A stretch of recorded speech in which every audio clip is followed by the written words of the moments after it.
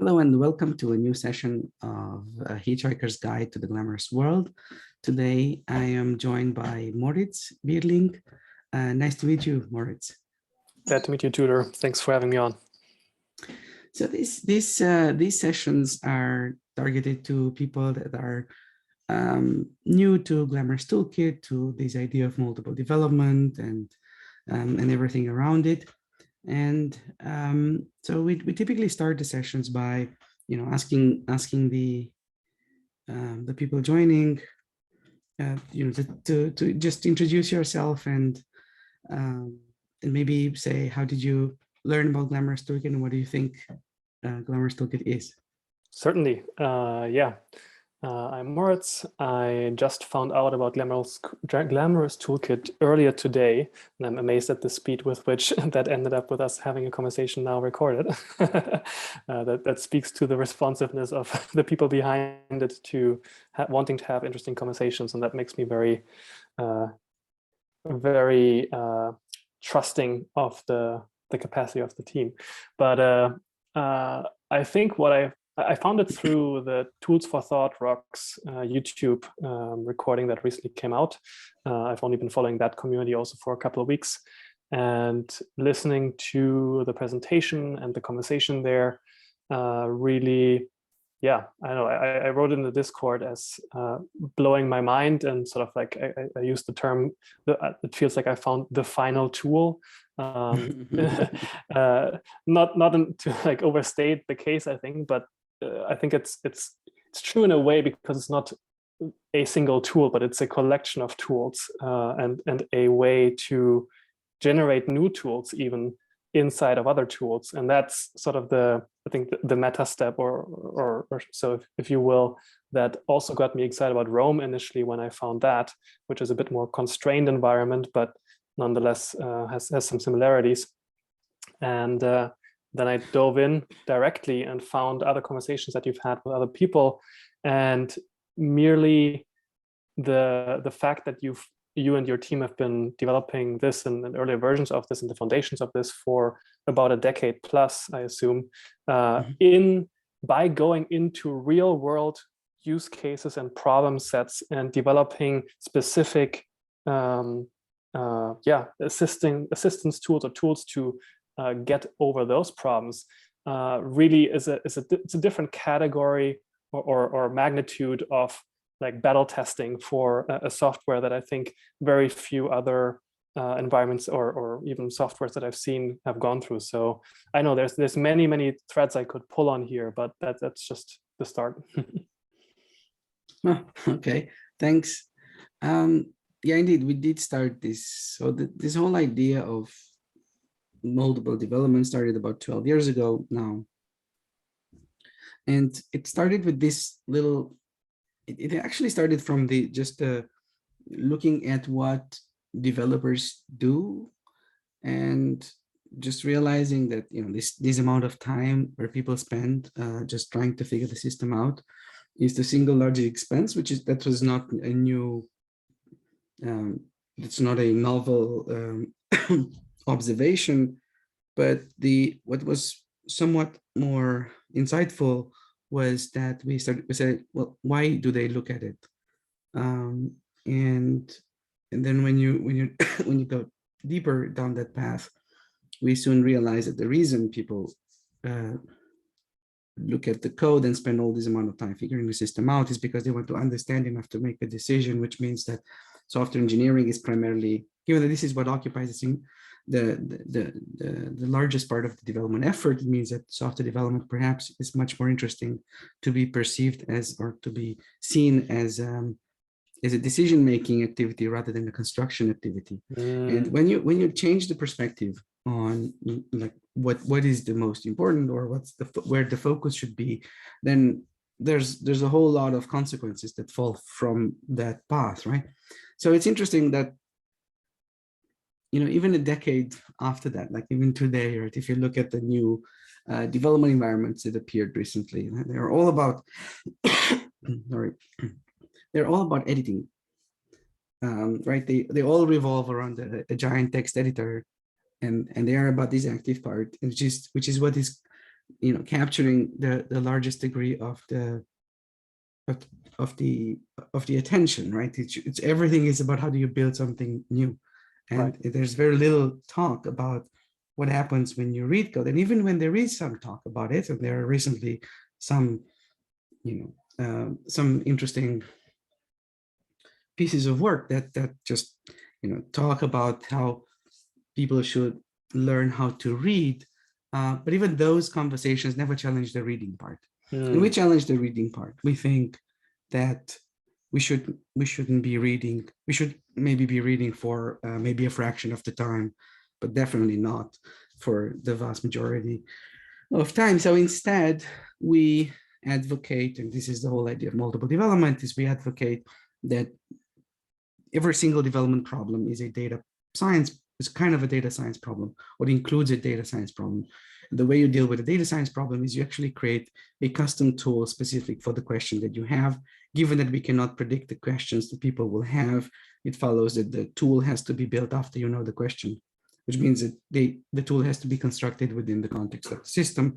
And that's pretty much not a theoretical thing, it's just an observation. So you can just deduce this one step by step, which then all of a sudden it means that any tool that is generic and it's applicable to every system out there is going to be broken by design.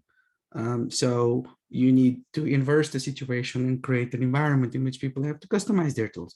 So this is where it's all started from. Originally, we applied it to this idea of architecture. So how do you steer the architecture of a system? How do you help people negotiate, for example, in architecture?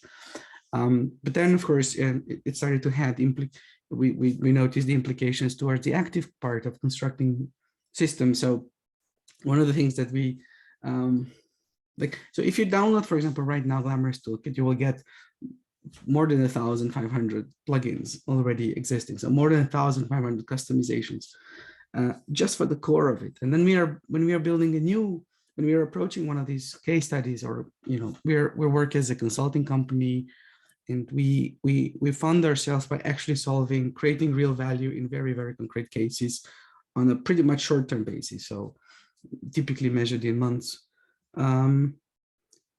which is rather short.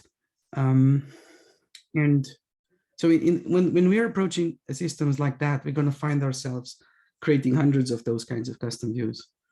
And that also has a significant impact on how we are designing the new systems, how we are designing solutions. And that was a slightly unexpected finding. We didn't really understand that one, but it was kind of surprising. And more recently, we saw the applicability of the same type of thinking. So in the talk, you mentioned the one from Tools for Thought Rocks. I basically explored during the talk, I didn't demo the features of a tool, I just explored a single question, because people talk about tools for thought, but the question is what kind of thought? And because it's in the same way as developers not having a conversation about how they read code, they ended up with tools that just help them write code. Right. And the same thing we should, first of all, the first thing to notice is whenever people say tools for thought, the question is, what are the other tools for? And why does the thinking, why is the thinking missing in the other tools? So that's one. But the other thing is literally, what types of abilities do we want to enhance? And if you don't have this, and if this is not an explicit conversation, it can just go anywhere it wants. And I think not necessarily. And what I was showing was that essentially we literally use the same tools and techniques over and over again in many dozens of situations. Same thing over and over again.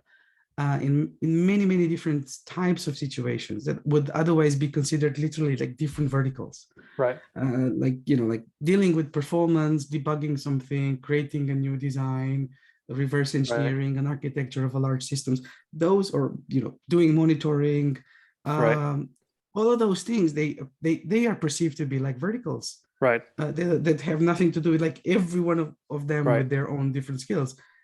And that's totally not true.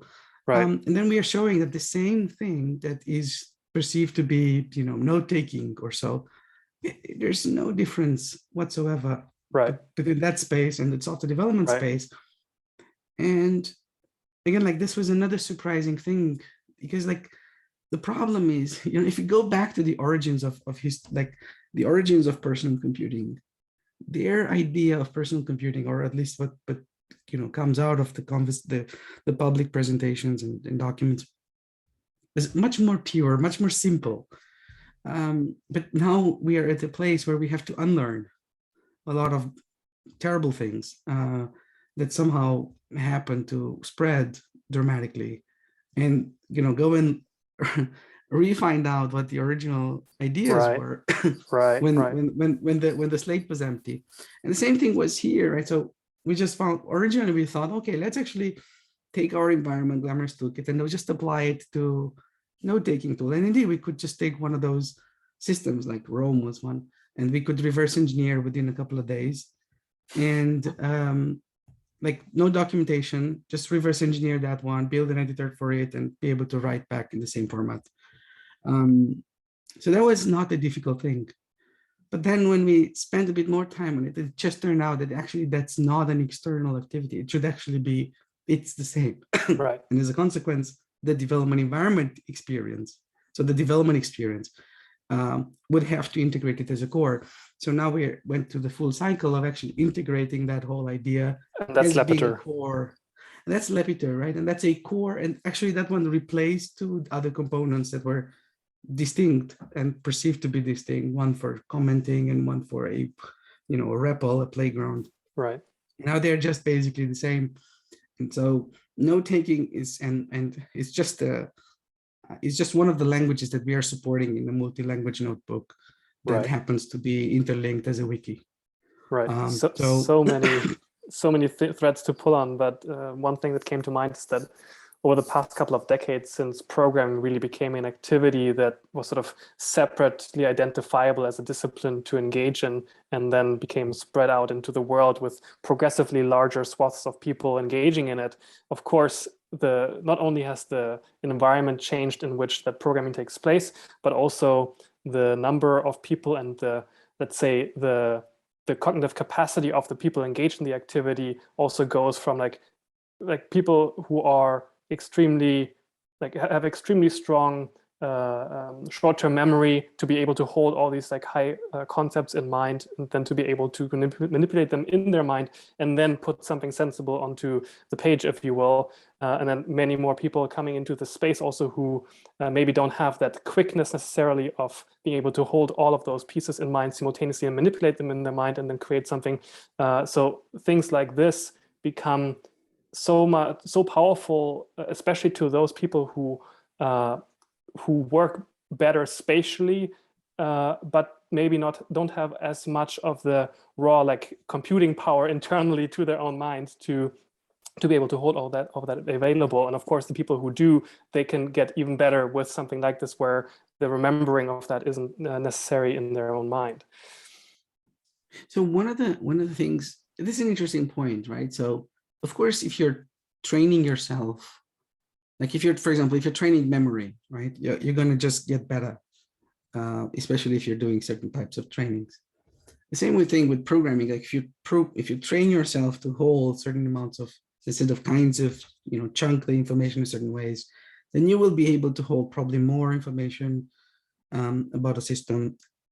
And you see it when you're moving from one paradigm to another. All of a sudden, Right. Ooh, it's all hard, right? Because like you don't have any muscle memory, right?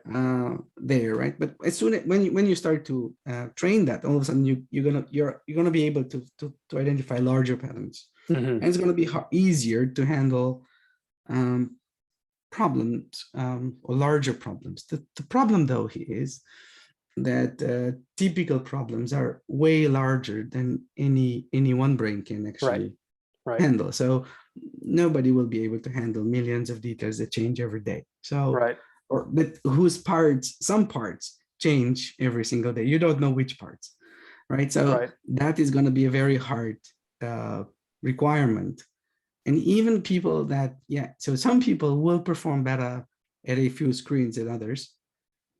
But the problem is, like, again, like, the benefit of just going and working with systems, like actual, like real systems, is that we don't have to conjecture. Like, we just look at what people. So one of the things, for example, that we're asking people is that, can you draw me a picture about your system? Right. Especially if you talk with architects, they will say, yeah, immediately, sure. So they'll give me a diagram. But then you immediately see that the diagram is handwritten. Right. So if the diagram is handwritten, that actually is a documentation of what the author believed the system to be. Right. Shorthand.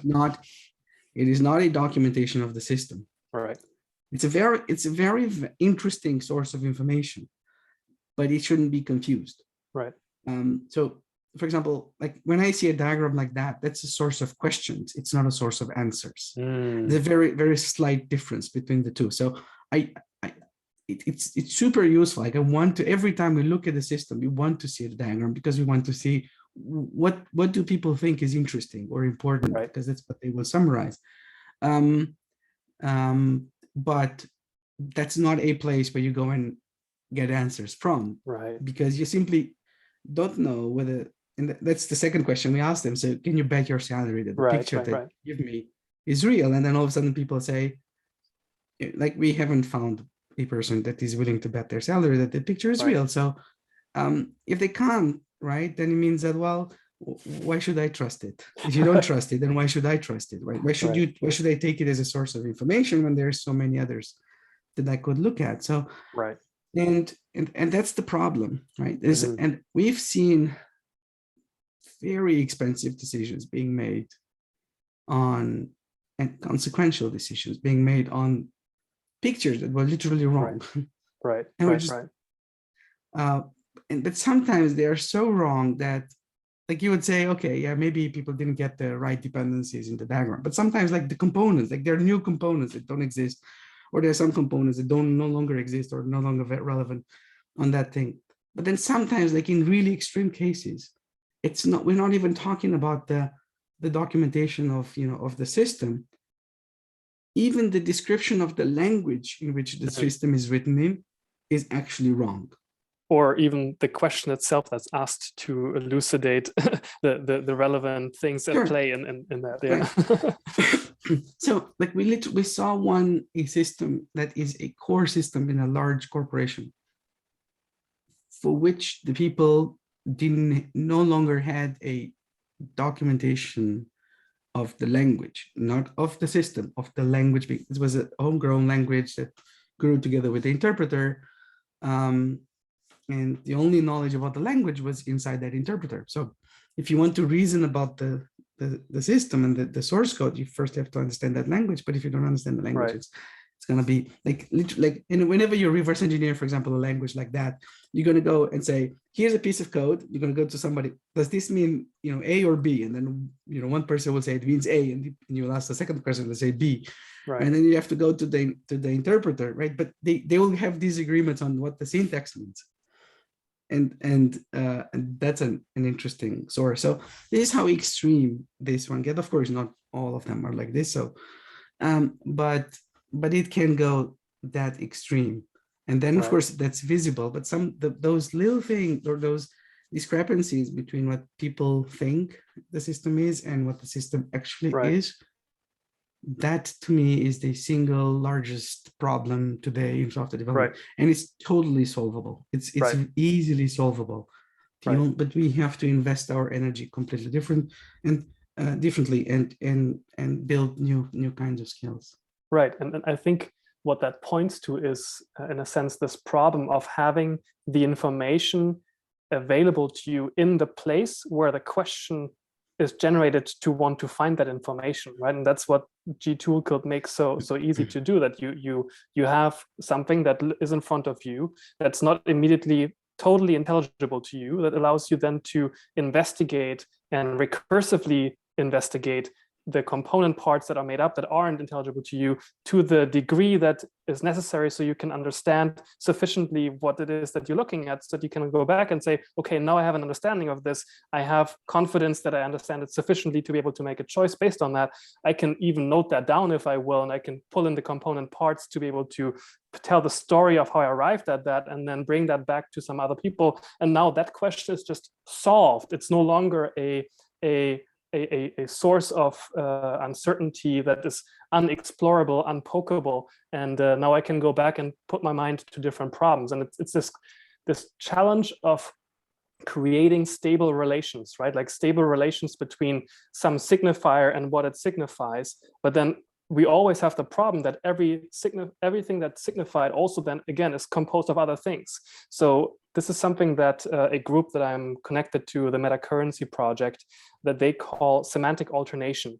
And they describe this of, you have a name that names a structure, and then that structure itself is of course made up of individual pieces that also have a name, and then that goes on recursively. So what the problem with programming generally is that you end up having semantic meaning attached to the particular names of the code pieces that you have, but the actual context for that code and the actual data that it operates on is divorced from the code itself. So you have to do constantly this switching back and forth between dehydration of meaning and rehydration of meaning, and you lose all the benefit of the context in the process. Right, that's an exciting summary. Like, so yeah, I mean, so first part of it was you summarized perfectly what moldable development is. Like, that's exactly it. And then the essence here is on the sufficient, right? That like the word you use, understand sufficiently so that you can actually make a choice, make a decision. That's exactly it, right? And so one of the problems, or one of the perspectives that were wrong, and I had to unlearn it, is this idea, like, when you're saying, is this system explained, or is this system, does it have a good quality, for example? Like, for the longest time, people have measured the quality of the system by measuring the system, which means that the system, it's a property of the system of whether or not it can be understood. But then rather than our relationship to it. Right. But if I take two people, right, and I say, well, I give you the same system, right? I give two people, and one does, 10 times better than the other one, then all of a sudden it clearly means that it's not just about the system, but it's also about something else. So, and once we understand that also, like, if I take the same person, but I just change the projections, and I can see an order of magnitude difference between those responses, then all of a sudden it means that there's value in the projection. There's value in this translation of my view, my question right now onto that system. Right. And so, and that's exactly what we have learned. And that's, what goes into this, the dehydration and the rehydration of meaning. So, when we start all of these views that we have created, what they say is that somebody at some point considered this view to be of particular meaning. They have particular meaning. And it's very interesting, as we sometimes look at it and says, what does this mean? And then I'm going to look at the implementation of the view. And because the implementation of the view is concise, that's going to be like the legend for the view. And I say, oh, from this, I figure that is what this view, that's the reason why this view is interesting. And because of that, I'm going to use it for something else. So sometimes it's more the other way around. It says, well, that looks like an interesting view that I kind of understand. How did you get to it? And then I will learn about the internal of the object, or whatever I'm looking at, so that I can produce that view. Because if once I can understand that, then all of a sudden I have a very deep connection to the thing that I have in front of me. And so that's such a simple thing, right? And what we are doing with Glamorous Toolkit is, Glamorous Toolkit is developed following this. And we are now at the second generation, and we literally are, like, every single problem that we have, we look at it through the lens of some view. Right. The large majority of the views we just throw away because they are just useful for that particular exploration. Some of them are interesting for a longer time, and we're going to have those around, but some are just going to be useful for a short amount of time. Right. And the emphasis here is that there is we can affect the explainability of a system by also by investing in the skill with which we Yes. read Yes. that system.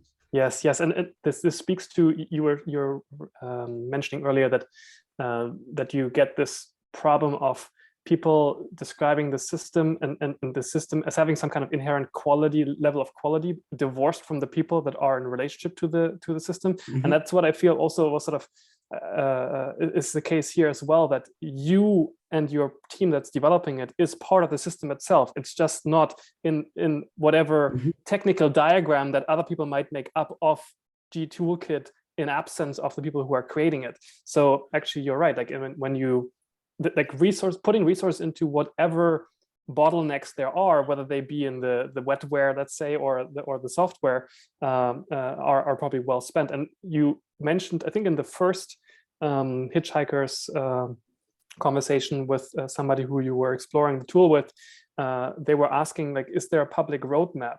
And you responded in a probably for them cryptic way, because you were basically saying there's no roadmap, because why would there be a roadmap if you simply have the process of having an open question and then exploring how to satisfy the requirements for that question to be answered through that tool itself, and then generating the required views and tools to go about doing it. So it's this evolutionary process rather than a top-down jumping ahead design process that then you choose to arbitrarily, it's somewhat arbitrary, that you then choose to satisfy with like a sort of metered out development process. Right. So the reason for right, so we don't really have a concrete roadmap. We have wishes. No, actually, we don't have a single roadmap. We have multiple roadmaps, right? So if different people in our team will have different roadmaps. Right. The question is only how do we reconcile them? Right.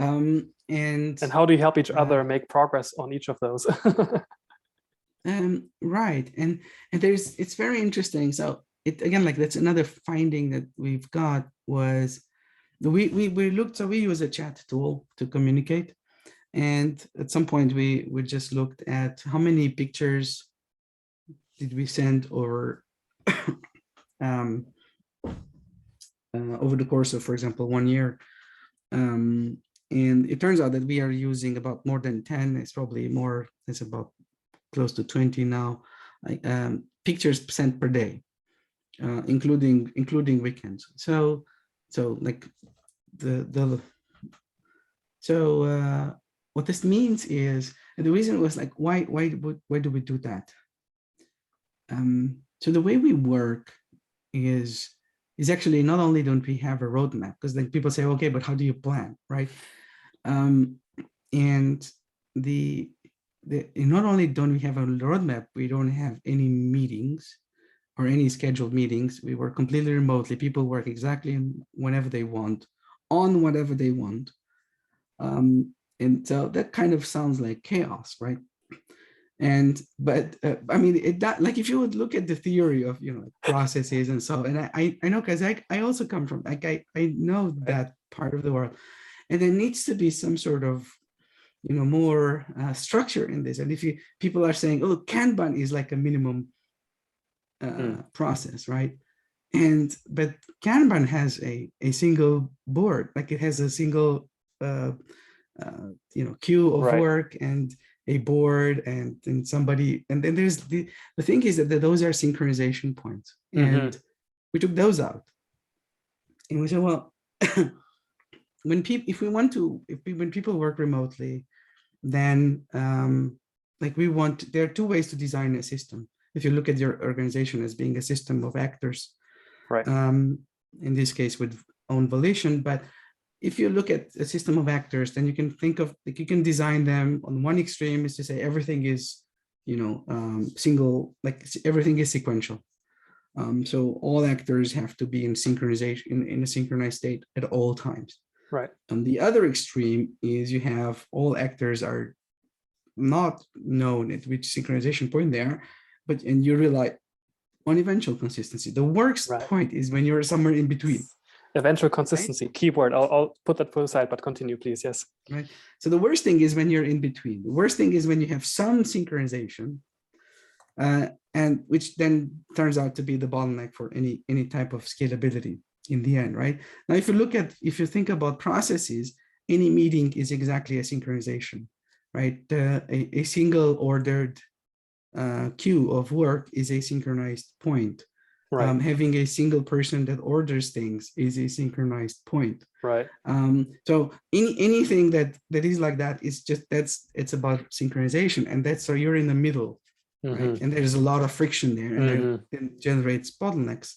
And then you have these strange effects, for example, when like for example, like you have these features or functional desires about the system, and then you have structural desires about the system. Of course, the functional desires maybe come from some external stakeholders, and the structural desires come from the internal stakeholders. And then you give all of these desires to the external stakeholders to order, and what happens? People will just put the functional desires on top, and then the structural desires will sediment, like they will just go to the bottom in perpetuity, right? And then they never get done, and as a consequence, there's all sorts of unintended consequences because of that, right? But that's because you're just you're giving the choice is being made by the least qualified person to make the choice. Right. So, but if you then think about like actually those are two different streams that require two different ways of making decisions about, then all of a sudden the problem is actually many times simpler. But it just requires that you have to go away from this mentality of the synchronization point. So you have to remove that bottleneck out. So we are in the other spectrum, like everything, we are relying on eventual consistency. Right. But then, of course, now when you have these nodes or actors that are in different states, and the key is how quickly can they find the resolution? All right, can they do the merge of states? Yes. And there's a very interesting thing that we learned, and again, like this is one of those like we didn't expect it, we just saw it, is that these views that we create about the system, because we create views both about solutions and about questions. So when I will, like sometimes we actually tweet the picture of a bug and people retweet those, which means that they like the view, but that was a bug, right? But it's how the bug looked like inside, and all of a sudden it's an interesting perspective. Right. And it's worthwhile to even be, forwarded. So that was an interesting experiment. But what it turns out is that these kinds of views, they actually compress communication. And because they compress communication, we literally sometimes we say, I have a question and here's the picture about the question. And then a few minutes later, here's the answer. Maybe there's a short answer, or maybe there's another picture, and boom, that's it. That's the whole conversation. Right. In fact, the longest conversations we have are about names. We don't have That's so funny. We don't have conversations about, oh, would I solve it like this or like that? Because we're simply gonna just say, oh, what about this? What about that? And we're maybe gonna implement it in two ways just to see how it feels. And then you will go that way. So that's the idea. And then of course, like this also means that there's no management necessary, or there's not a lot of energy associated with management. But it also means that, like because we have embarked on this idea of it, let's decompose. So if you look at this space, right, you have, I don't know, 50, 60 million people today programming, and they all look at the problem in the same way because you look at the effects, and all effects are of the same kind. And then you look at the tools that are being served to this population, and then they all look the same. I mean, literally, like today, pretty much all major development environments look really the same, which is fascinating. So, and then we think, well, we have to be in a completely different place. The question is, we don't even know what that place is going to look like. So there's a lot of unknown things, which means we don't know. It's not like we say, we don't want to know. Is that like literally, we don't know. And you're comfortable with that. We have to be, because otherwise, if you know, and if that's not comfortable, then you will pretend you'll know, and you will just end up with something that, it's not going to be surprising. And and that's not an interesting path. I love it. I love it. It's so many things come up. Like one is that it reminds me of some of the conversation or precepts of alchemy, right? Like alchemy was sort of this proto-science before chemistry, and sort of combined the psychology of the practitioner with the object of study that he was engaged in, like trying to create alchemical or chemical processes that transmute one material into another. And basically one of the prime methods to advance in that discipline is to name things properly, right? So if you name things, it allows you to generate a story for what something is that fits in a context of intelligibility that you ideally already have, so that you can then further name things underneath. So that goes back to what we were talking about at the beginning, the semantic alternation thing, or sometimes how I like to call it recursive disambiguation. Like, okay, you name something and then you specify it out. And so when you have the capacity distributed in all agents in a system to be able to do that and to communicate their process for doing that with the other agents, you then get into a state or like a system state or system capacity where you do not need to synchronize as much, because the capacity to validate as well as to generate these problems and the solutions to them is distributed, as well as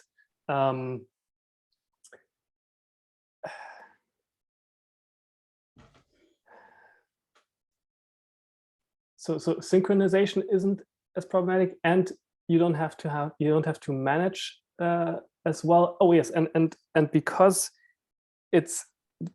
because the expertise of the other isn't a black box, they don't have to simply like give you sort of endpoints for what's happening inside, so that they get a very low resolution map of what your decision-making process is like. But you can actually show them all the way from like very high level down to the lowest level, or at least as far as they want to know or need to know.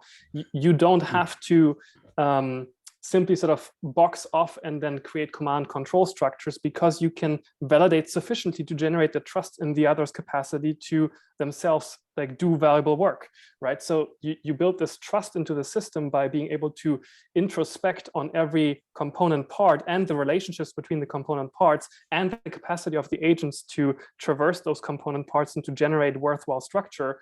And therefore you don't have to actually vet them all the time, because it's intelligible to you. So, and that's the eventual consistency part that you mentioned is so powerful, and it reminded me of Holochain, which is like it's a crypto project in the Web3 space that attempts to solve similar problems like blockchains do, but through an extremely different architecture. It's not a data-centric architecture like blockchains are, where you have a single global database that's locally replicated by individual nodes, and which is the general predominant computing model that we have today, client-server model. The only thing the blockchains really did is to secure it economically and game theoretically, and to then make it be stored in multiple nodes. And Holochain takes a different approach. It basically goes to the extreme on agent centricity, meaning it distributes the capacity to speak to all nodes. They all generate their own local history of actions, basically like a journal, and then they can interact with other nodes. And then there's global visibility into local actions through a universal addressability of individual actions. So it's very it's mirroring what you're describing here with Glamorous Toolkit as well. Yeah. So just maybe a note that I do hope that our effort is not quite on the same path as Alchemy, no, but naming is indeed. So sorry, can you give me an understanding of what you mean by that? Why do you hope that? What's your mental map of Alchemy that's different from this? Also, like the motivation of Alchemy, right? Was the same kind of motivation that makes people bet on various things, be it addresses in in some space that somebody says it's meaningful, and or a casino, or producing Interesting. gold out of nothing. Interesting. So that motivation is a Right. is Okay, I see. is a different is that's there's a distinction there between a systematic process to explore a question and the validity of the question itself, or the Right. ethics of the question Right. itself. Right. Got it. So, for example, in our case, the reason we do what we do is because we see that the body of software grows exponentially, or at least superlinearly.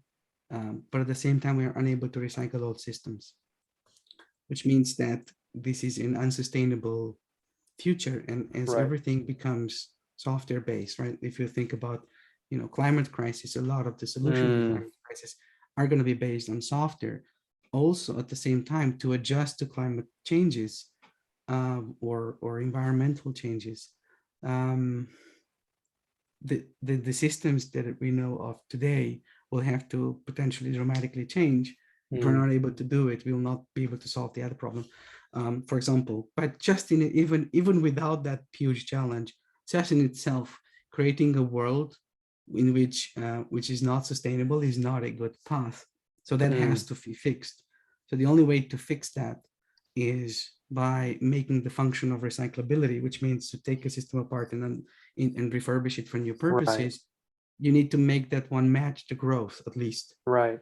if not Right. outmatch it, or outpace it. And so that's why we want to rethink completely the reading part, because reading is the major bottleneck, right? That's capped at the constant speed. So that's the reason we cannot handle, people cannot reason about large systems Right. efficiently. And as a consequence, we can't take them apart Right. and change them the way we see fit. So that is our motivation. And there's a grounded, that's the reason why we might not be coming, it could well be that our solution is, or our way of thinking is not, or our way of thinking about the solution space is not the ultimate way. But I do think that the problem has merit.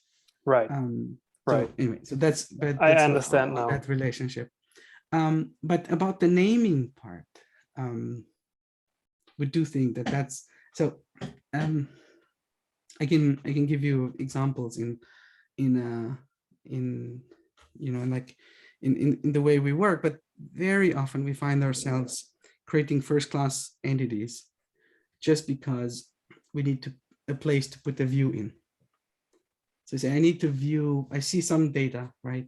And maybe that's like, for example, some sort of a JSON, for example, whatever, some data in some raw format. Right. And I want to now visualize it in some form. And then I need to put that visualization somewhere. Because our environment is made such that you put these visualizations in a first-class entity, I know, right, if I have a view, I need to put it somewhere. So I need to name that thing. Right.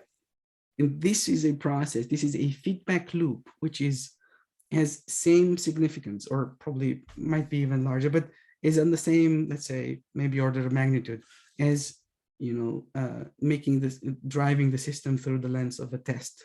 Right. So when people write the test first and then create the system, they basically, that's a design, like the testing part is secondary. The more interesting thing is the design feedback loop.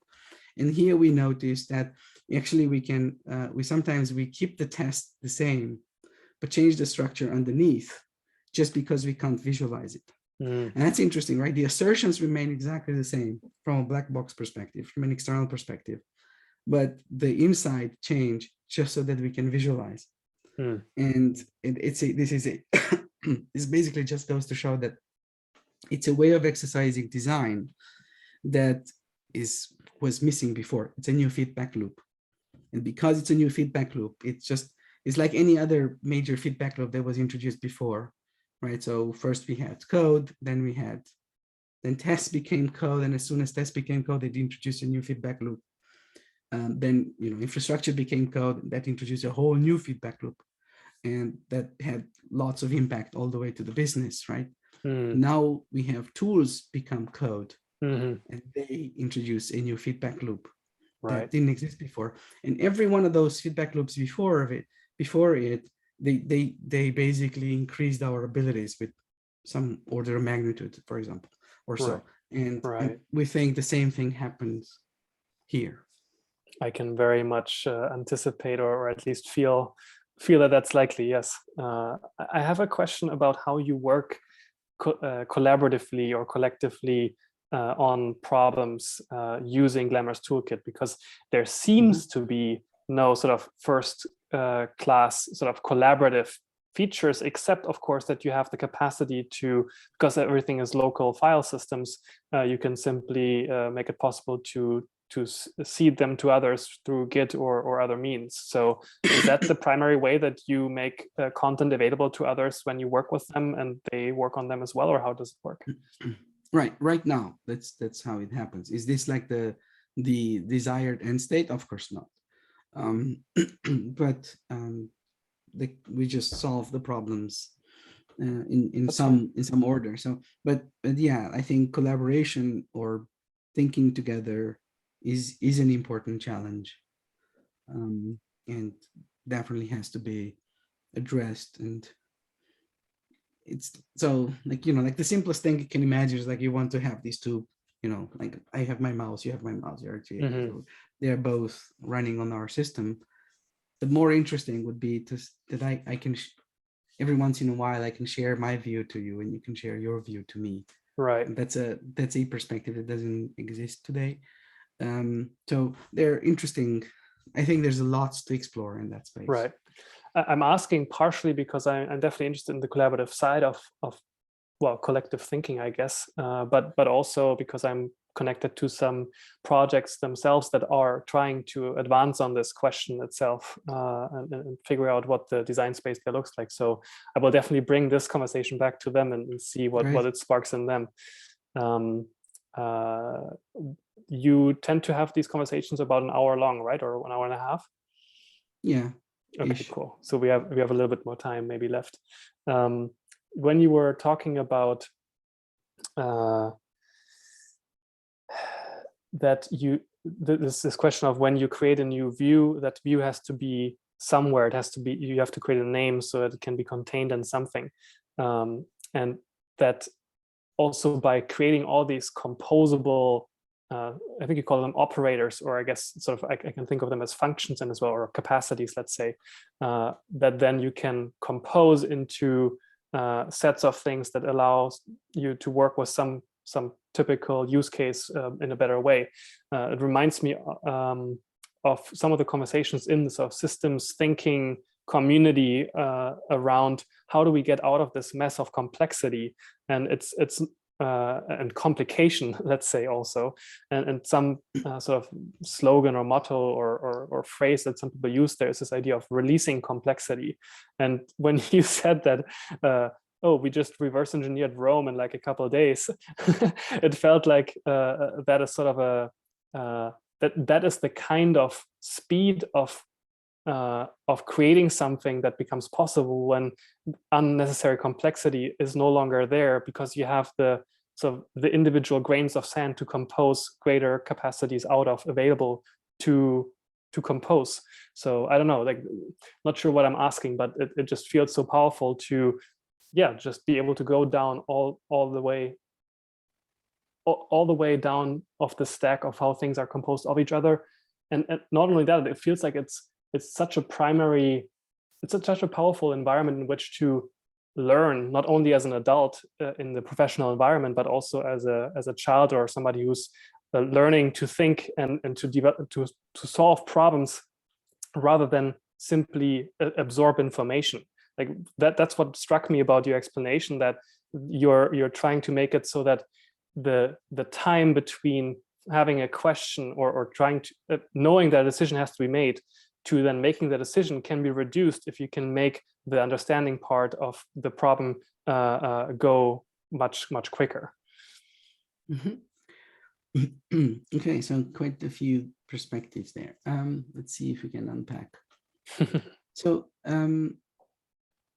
yeah, so the right now, like when we think about, so let's just talk about, you know, reverse engineering a software system. Like Yes. taking something like Rome is actually not that, it's that's, I mean, it's not on the, like if you think of, you know, difficulties of imagining that one, it's not, I mean, you're not on the large, on the highest end of difficulty there. You're in you know, so there are problems that have many layers underneath, and that you can't, if you, maybe you cannot observe, and so as a consequence they are difficult to reason about, or maybe they are scattered in all sorts of places, and you can't, it's difficult to see, you know, you poke with something and then you see some result, and then it's hard to form a mental model of that. So like, you know, just imagine some, you know, a transaction system in which you have, you know, complicated contracts implying, you know, a vocabulary of 100 terms. Then you're in a different space, right? Than just saying, oh, here's some editor with some snippets and I can see the snippets, and there's a, right? So and of course, like there's a complication there, like how do you do, you know, how do you do replication, or how do you store the data?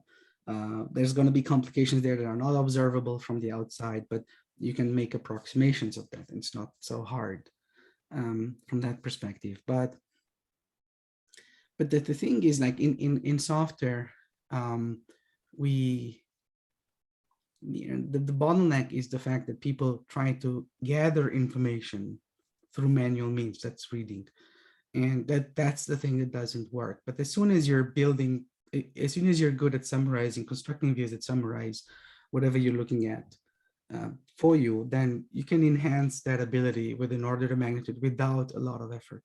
And that's why, you know, so that's why, for example, we have a business. So a good deal of our business is just saying, how do we reason about some situation that for when you're approaching it manually is difficult, and when you're building when you're building a views for, then becomes much cheaper. It's not because like our abilities are, you know, like, so we're as human as everybody else. It's just that this way of working just works. And by the way, the reason we're doing these kinds of consulting is on the one hand to get money, but on the other hand is to validate the theory. Right. Because if it works, and we typically put ourselves in rather ridiculous situations. So typically we work with two kinds of companies, either companies that are in some sort of a crisis.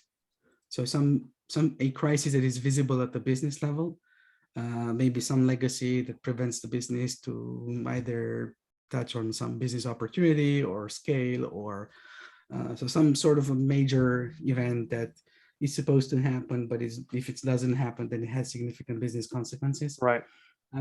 So these are one category of projects, and the other category of projects are companies that are seeking a competitive advantage.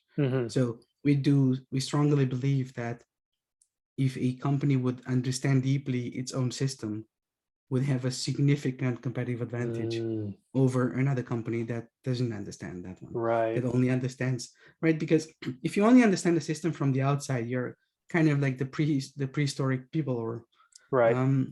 Which were understanding the world by poking at it. Right. Right. You're poking at it, and you form some sort of a mental model based on just poking from the outside. But there's a fundamental difference between that way of knowing and understanding the laws that govern the thing that you try to understand.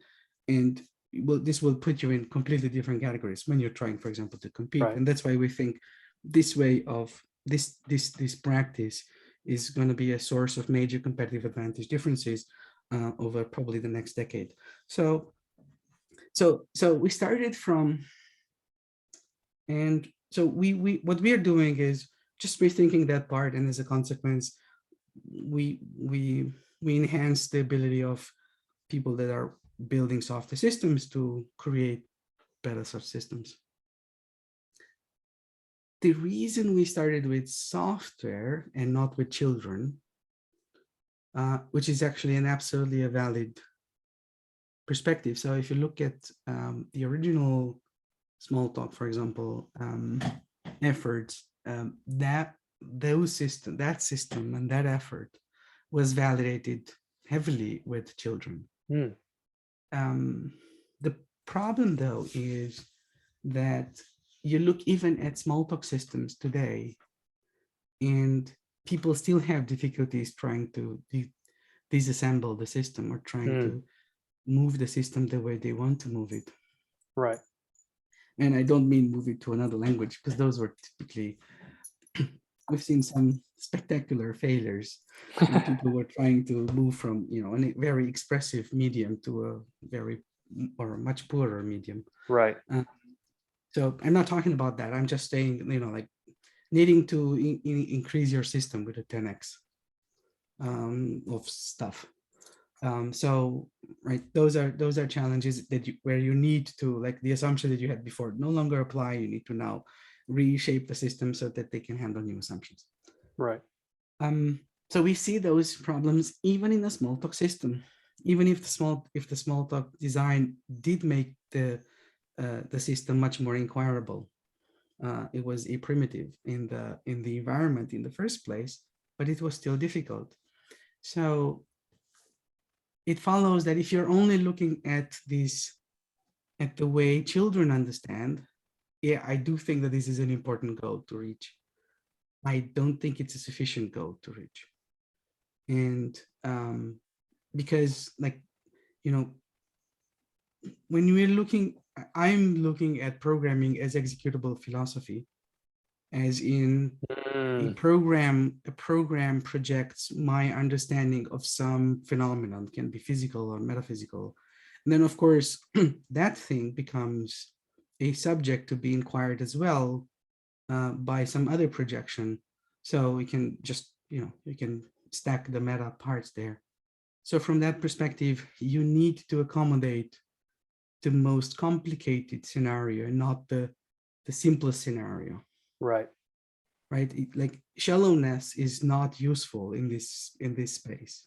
We need to accommodate this one. So the question, and then one of the things we learned. So for example, if you look at, Smalltalk, at some point they built e-toys, which is a phenomenal thing, right? Because all of a sudden you could present computation to children with very little training that could actually go and actively do something with it. But what is interesting there, like you see similar things happening in Scratch today, which is not even as expressive as e-toys, but you can see the reach it has. However, for me, the most interesting thing in that effort is not the fact that we can give this one to many people. It's the fact that there is a way to translate computation at choose a level, translate computation in a way that even a child can understand,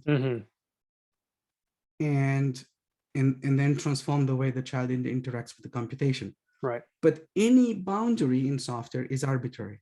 Right. As a consequence, if I can do something at some boundary, it means I can apply the same principles everywhere.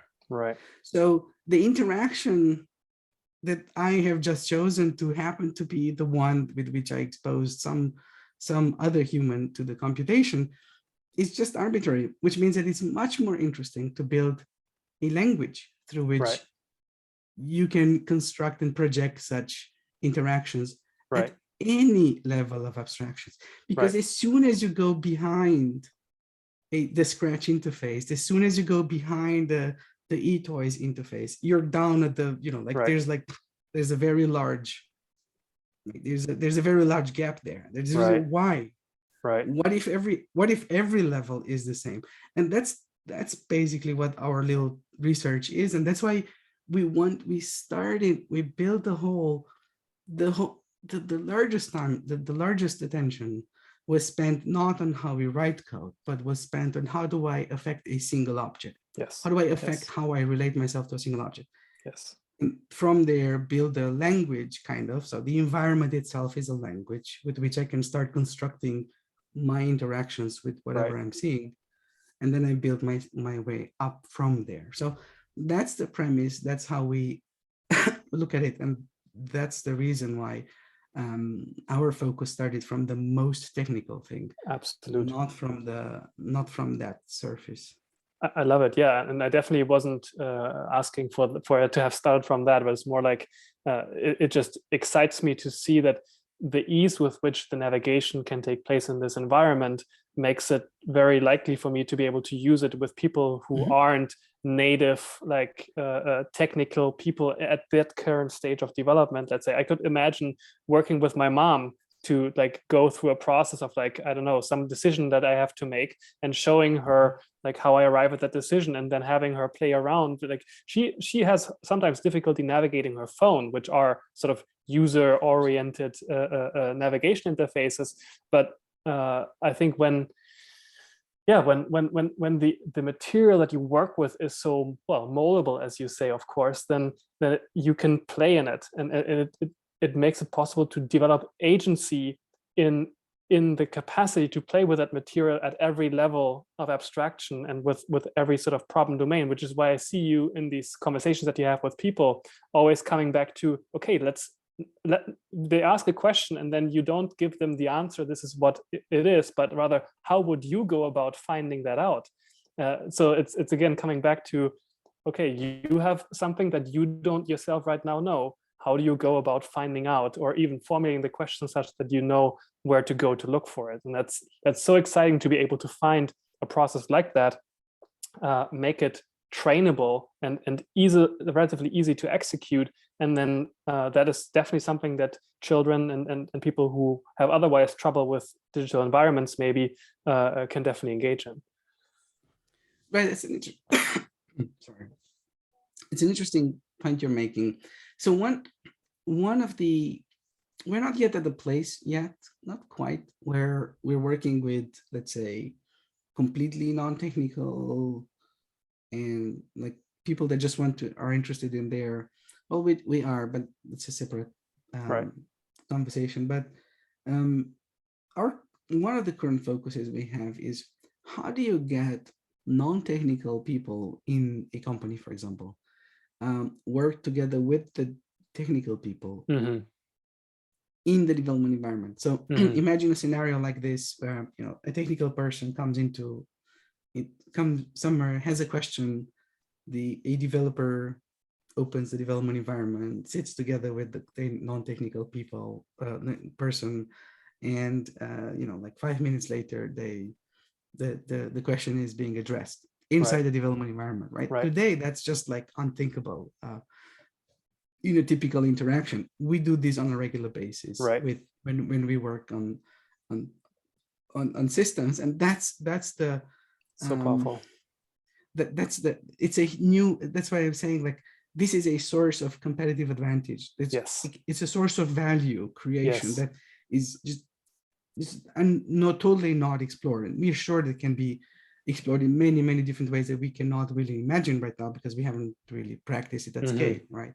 So, and the same thing happened, for example, like if you look at DevOps, go back 15 years, the kinds of conversations that people were having 15 years ago were not, like, during those conversations, they would not be able to predict the kinds of things that are possible today. And so, because like simply the scale and just having this as an explicit conversation just leads to all sorts of new things. So that's why we think that we have the beginning of the conversation. We definitely don't have the end of it, because it's a very large space. So this is one. But if we go towards the let's say the less technical person, there are 2 points that I want to talk there. So first is, people talk today about how do you teach a non-technical person to program. So how do you teach newcomers to understand what programming is and to actually program? And there's this tension. There's like this school of thought, like, Socratic thing, in which you're asking questions. That was also promoted by Piaget, and then also the small talk school, where you're just immerse the children into the environment and let them self-learn. So there's one school of thought. And then there's this other one, which maybe says, well, if I know what the answer is, then sometimes it's actually better to tell you the answer, so that you can have an example to build upon, rather than it from the very beginning, not telling you and just trying this, like asking the questions first without having formed any mental model is really, really difficult.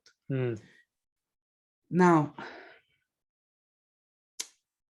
that is a very interesting, I think it's a super interesting conversation. There's some nice work in that space that I think it's very much worthwhile to look at. But there is another kind of interactions, and those are, business people trying to form mental models about their own systems, not about the programming language. And it's not about how do I create the system. It's about literally what the system is, about the reading part. Right.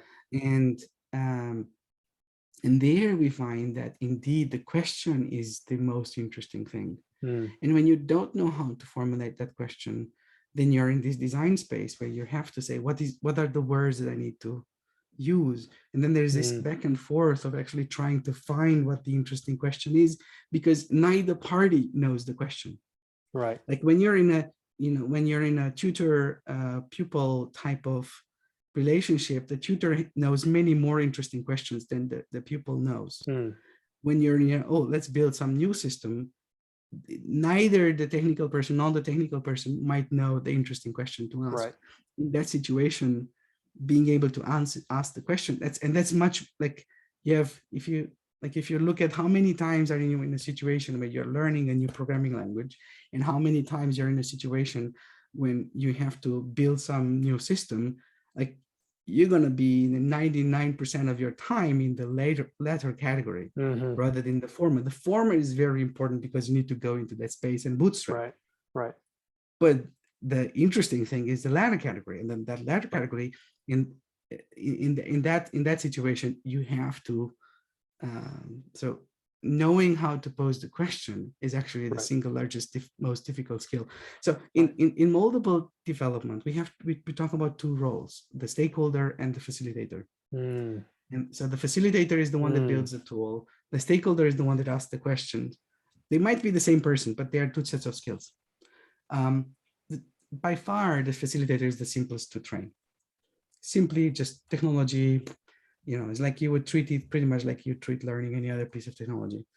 But the stakeholder skill, the one of asking the question or formulating the hypothesis, that's by far the most difficult thing. Right. And to train. And that brings me back. I mean, stakeholder. What is a stakeholder? It's somebody who cares about the outcome of an open question, right? Exactly. Or some resource or whatever. Yes, something. That's right. And, so it can be a developer, it can be an art, like whoever has some sort of, anyone that has a stake in the system is legitimate to have a question about the system and should be addressed. Yeah, that's right. So basically, it's simply so then it goes back to that process of moldable of developing things. It's like, okay, you just state the need you have, and then whatever means by which you arrive at filling that need is a valuable thing to explore. And some people are better at formulating the question better. Some people are better at creating the tools to advance on the questions and so on. So it doesn't really matter what different individual contributions there are to make that happen, as long as you find a way to get there. And so I don't know, it again brings me back to this thing that, so the business people in the company might not have the technical chops at the point at which they're interested in the resolution of a question, right?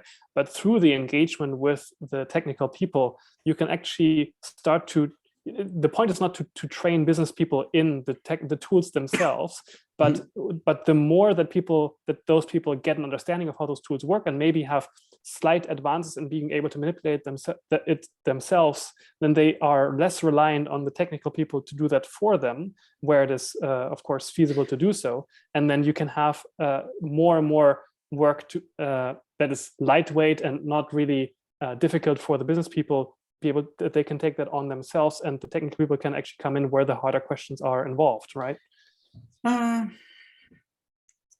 I guess maybe it doesn't happen in the companies that you advise that much, but like I could imagine that would be a real thing. Yeah, I'm sure it can. I mean, so we know, for example, of companies that, you know, that they were like trading companies that were needed to move very fast, and they had, you know, their analysts, and then they have, or the traders, and then they had the software people, and it was much more effective to simply train the traders to use SQL. Right. So, and that's an interesting, right? That's absolutely a valid point. But today, the bar is so low about answering questions about the system that any improvement there can be like a dramatic, you know, it can have a dramatic impact. So even today, right, as I was saying, the way we work in our team is by simply, I will produce a picture about a problem or about, and that's how I will ask the question. And for example, if you look at on our Discord, you will see that sometimes there's somebody that just asked how do I think it was, let me share the screen.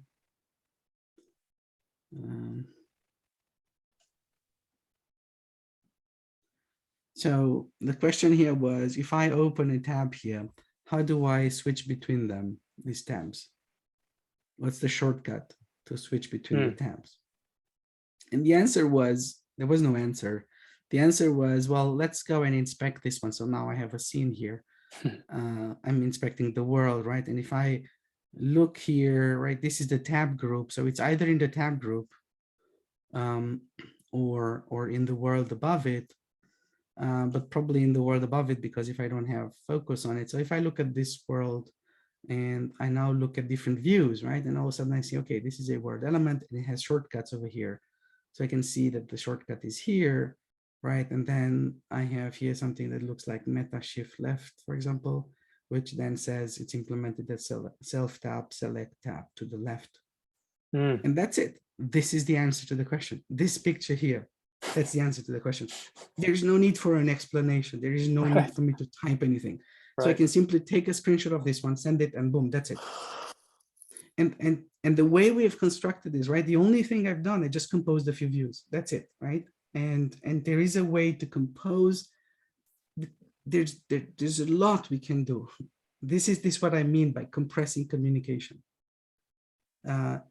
There's a lot we can do. And then when you see this one applied to domain objects, right? So people, for example, talk about ubiquitous language, domain-driven design, and in which you build this language that is common between business and technology. But where do people exercise this common language? On the whiteboard.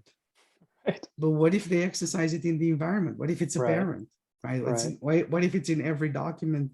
If you have a document, what if you know the word that you have is actually gets you to the implementation, and then you can play with it? What if the scenarios that you're playing are actual tests that you can then inspect and then visualize?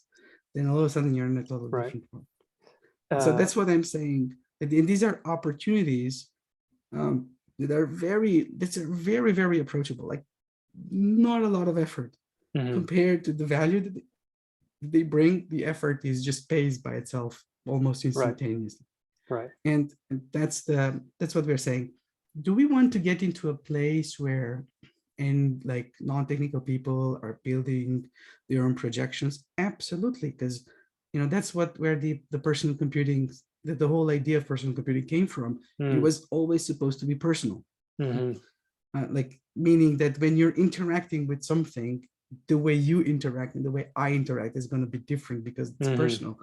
Just like, you know, we might live in the same building, you know, one on top of each other, same building, same flat, but the flat is going to look different inside, because it's going to be personal. So, and that type of thing, that's basically where we need to get to. And today, like, we are ridiculously constrained by any platform that we're going to use. And but again, like, you know, starting from this no code, low code type of thing, without having the ability to go underneath this Right. is just always going to be broken. It's Right. never going to work because you Right. can't add computation to a dead system. The same thing with Right. nodes, right? Adding computation to a node tool, note-taking tool is just, I mean, yeah, it will be more interesting than without the computation, but it's Right. very unlikely to produce an interesting cohesive system Right. where all things fit together. It's amazing. Yeah, I mean, I will have to explore this so much more. I'll have to be careful not to invest too much time at one time into this because it could take away from other duties. But I can definitely see running an entire company on Glamorous Toolkit, or basically having entire like processes for consult. Yeah, as you say, like consulting with other companies. I do also consulting work myself, so that is a definitely a use case that I will be investigating more. So. I assume that you mentioned in one of your conversations that people were asking about like the extensibility of this and how easy it is to contribute new views and all that kind of stuff. And so I won't ask that question again, but I assume that the Discord community, as you said, is sort of the thrust in that direction. So I will just pay attention to that space, and I, of course, will direct other people to that if they have a similar question, right? So the simplest thing to extend Glamorous Toolkit is you build an external result. It's already extensible from the outside. The choices of what goes into the core is always going to be filtered by us, or at least in the foreseeable future, as a project, as a concrete piece of software. As it should, yeah. Right. Well, at least that's how we're driving it, and we'll see how long this one works. It's in some for others, other processes work. This is what works for us for right now. But you were mentioning work using it for doing, for example, commercial work such as consulting or so. We absolutely think that we would love to see other companies do what we do because it's absolutely reproducible. It's not difficult. It creates value, and yeah, we would love to see this one. And our ultimate goal is not to promote, well, first, if people start to use Glamorous Toolkit and Lepiter maybe later on, and would be happy, and yeah, we wouldn't complain. And we definitely make this one a goal to try to promote through it. But our ultimate goal is to, if we have to choose, our goal would be to start the conversation. And start the conversation. The worry that we have is that the conversation will not be deep enough. It's like the tools for thought problem. Without asking the what thought and just getting carried away with the things that are immediately visible, it won't solve the problem that we should be solving. And the problem that we should be solving is not necessarily a larger problem. It's just a deeper problem. It doesn't necessarily take more effort to solve. It's just, but it requires a bit more time. It's like the, slow versus fast food. It's problem. And that it is also, I think, like my mind jumps to, it's the via negativa rather than the via positiva. It's like, what are the things that we shouldn't do, or what are the things that we can cut away that are actually wastes of effort, that then make everything that we do otherwise, by definition, already something in the right direction. But not necessarily, maybe that's not exactly what you're doing, but I'm always reminded, you talked about that we're getting to law as code now. In some tweet, I think you mentioned that. And law, of course, is the things, it's the regulation or the enforcement of things that you're not supposed to do. And at least in common law, that body of law grows by discovering new ways that the existing rules can be exploited, and then finding another way to forbid those exploitations. So right. So yeah, I'm saying that code becomes both law and law and order. So both defines the rules by which society works and defines what is praisable and what is not, or punishable sometimes, in society. For example, like you have these like simple cases that you can see right now, which are two people submitting with the same profile, submitting a request for credit limits, and getting 2 types of credit limits Mm. back, maybe because of gender, maybe because of some other things, and then having the companies that, you know, when there's a complaint, having the company says that this is what the algorithm is. So clearly the decision there is being pushed towards the system. So then algorithm becomes no longer just a technical thing, but it becomes much more. So that's why it's imperative that these algorithms, not only the data, but also the algorithms, become scrutinizable and ideally explainable, so that we can understand. It's just like very much like how the law is, right? So if you were mentioning common law, all of those cases are available to every player that potentially wants to reason about the current state of law, and affect it. But if you don't have the option to look inside the black box, right? If it's just a black box for you, then that's what law is today. Case. That's what law is today with all these regulations. Like for the average person, I think, what is it? Like the average American commits 3 felonies a day and doesn't even know, or something like that. It's exactly this thing. Like if it's a black box, it's so highly complex. You can't reason about it.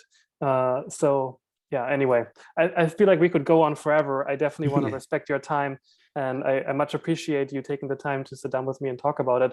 I will definitely be an ally in the pursuit of bringing this out into the world. And I think there will be much to come. I will probably generate some potential other candidates that you might have another interesting conversation with if you choose to do so. Excellent. Thank you very much. Thank you so much, Tudor. Ciao, ciao. Bye.